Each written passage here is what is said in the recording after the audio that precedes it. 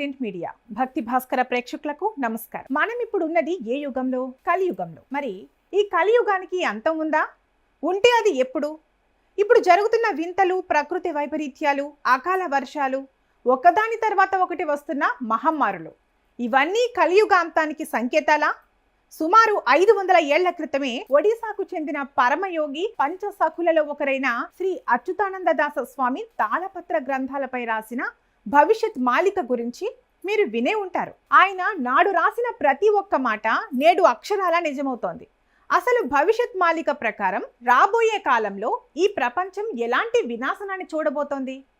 భారతదేశానికి ఎలాంటి ముప్పు పొంచి ఉంది? జగన్నాథుడి ఆలయంలో జరగబోయే ఆ వింతలేంటి వంటి విస్మయానికి గురి చేసే ఆ కాలజ్ఞాన రహస్యాలను ఎక్కడా దాచకుండా తెలుసుకుందాం. ఈ వీడియోను చివరి వరకు చూస్తే రాబోయే భవిష్యత్తు గురించి మీ ఆలోచన విధానమే మారిపోతుంది. పూరీ క్షేత్రంలోని నీలచక్రం మీదున్న జెండా గాలి వీచే దిశకు వ్యతిరేకంగా ఎగరడం మనం చూస్తూనే ఉన్నాం. కానీ మాలిక ప్రకారం ఆ జెండా ఒకరోజు కింద పడిపోతుంది. అలా పడిపోవడం అంటే మహా విపత్తుకు సంకేతం. జగన్నాథుడి గర్భగుడిలోకి రక్తం చిందిన, ఆలయ శిఖరం పైనుంచి రాళ్లు కింద పడినా కలియుగాంతం మొదలైందని గ్రహించాలి.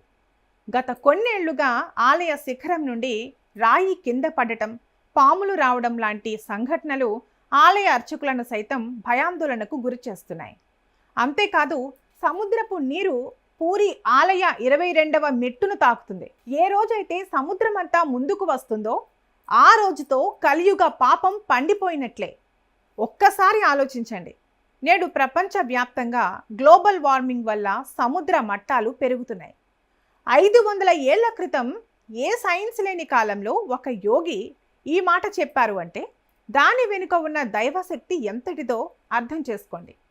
అసలు భవిష్యత్ మాలిక ప్రకారం రాబోయే సంవత్సరాల్లో ఏం జరగబోతోంది?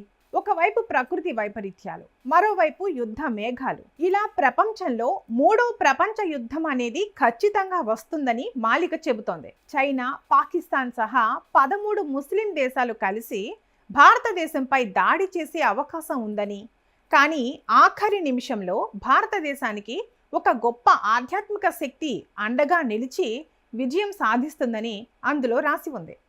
అంతేకాదు, ఆకాశంలో ఒకేసారి 2 సూర్యుళ్ళు కనిపిస్తారట. అది నిజమైన సూర్యుడు కాదు, అంతరిక్షం నుండి భూమి వైపు దూసుకొచ్చే ఒక భయంకరమైన ఉల్క లేదా తోకచుక్క. అది భూమిని సమీపించినప్పుడు పగలు కూడా రాత్రిలా చీకటైపోతుంది.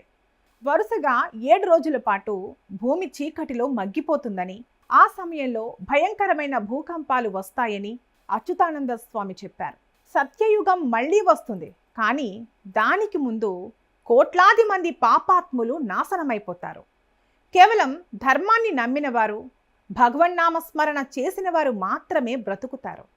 కనుక ఇప్పుడు సమాజంలో మనుషుల ప్రవర్తన చూస్తుంటే మాలిక నిజమయ్యే రోజులు దగ్గరలోనే ఉన్నాయని అనిపించక మానదు. అయితే ఇదంతా విన్నాక మనలో ఒకటే ప్రశ్న, మరి మనల్ని కాపాడేవారే లేరా? పాపం మితిమీరినప్పుడు భగవంతుడు ఊరుకుంటాడా? ఖచ్చితంగా ఊరుకోడు.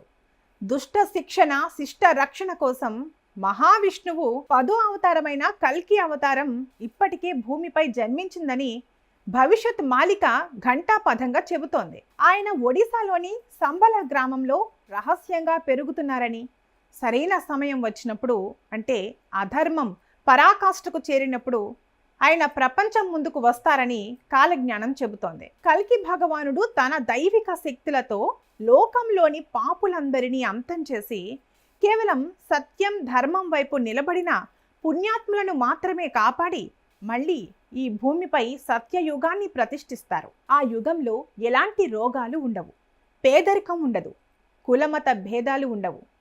కేవలం ఆనందం, దైవభక్తి మాత్రమే ఉంటాయి. అయితే భవిష్యత్ మాలిక మనల్ని భయపెట్టడానికి రాసింది కాదు.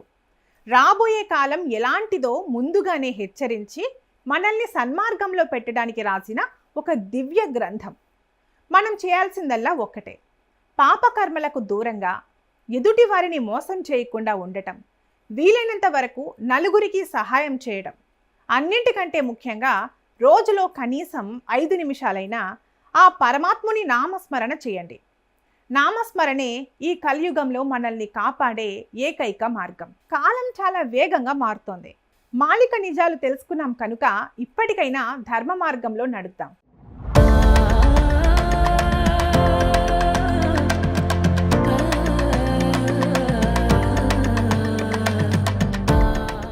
ఈ కార్యక్రమం మీకు నచ్చినట్లయితే లైక్ చేయండి, మీ కుటుంబ సభ్యులకు, స్నేహితులకు షేర్ చేయండి.